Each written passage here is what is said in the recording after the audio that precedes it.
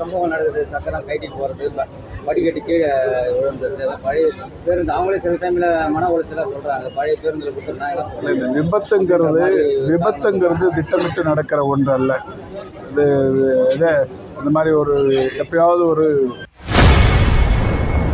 அரசு பேருந்துகள் பிரேக் பிடிக்காமலும் படிக்கட்டு இல்லாமலும் இயங்கி வருவது குறித்து செய்தியாளர்கள் எழுப்பிய கேள்விக்கு அமைச்சர் மா சுப்பிரமணியன் பதிலளித்துள்ளார். சிகிச்சைக்கு பிறகு எவ்வளவு நாட்கள் இங்கிருந்து சிகிச்சை பெற வேண்டுமோ மருத்துவர்களின் ஆலோசனைக்கு ஏற்ப அந்த நடவடிக்கை மேற்கொள்ளப்படும்.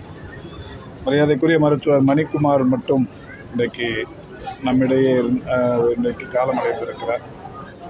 தினந்தோறும் குரோம்பேட்டையிலிருந்து செங்கல்பட்டுக்கு ரயிலில் வந்து அங்கிருந்து நடந்து வருகிற போது சாலையில் இந்த விபத்து நேர்ந்திருக்கிறது.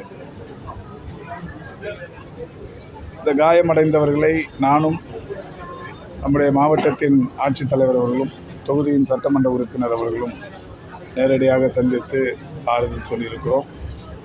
தீவிரமாக சிகிச்சை வழங்க கல்லூரியின் முதல்வர் அவர்களை வலியுறுத்தியிருக்கிறோம். இந்த அரசு அதுக்கான முறைப்படி என்ன செய்ய வேண்டுமோ அதை செய்யும்.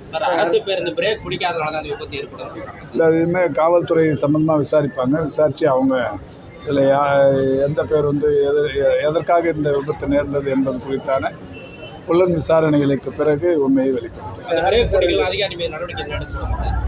காவல்துறை கேட்கணுங்க. காவல்துறை தொடர்ந்து இந்த மாதிரி சம்பவம் நடக்குது. சக்கரம் கைட்டிட்டு போகிறது, படிக்கட்டு கீழே விழுந்தது. பழைய பேருந்து அவங்களே சில டைமில் மன உளைச்சலாக சொல்கிறாங்க. பழைய பேருந்தில் கொடுத்துருந்தாங்க. இந்த விபத்துங்கிறது திட்டமிட்டு நடக்கிற ஒன்று அல்ல. இது இந்த மாதிரி ஒரு எப்பயாவது ஒரு சூழல்களில் நடக்கிற ஒன்று. இதுக்கு வந்து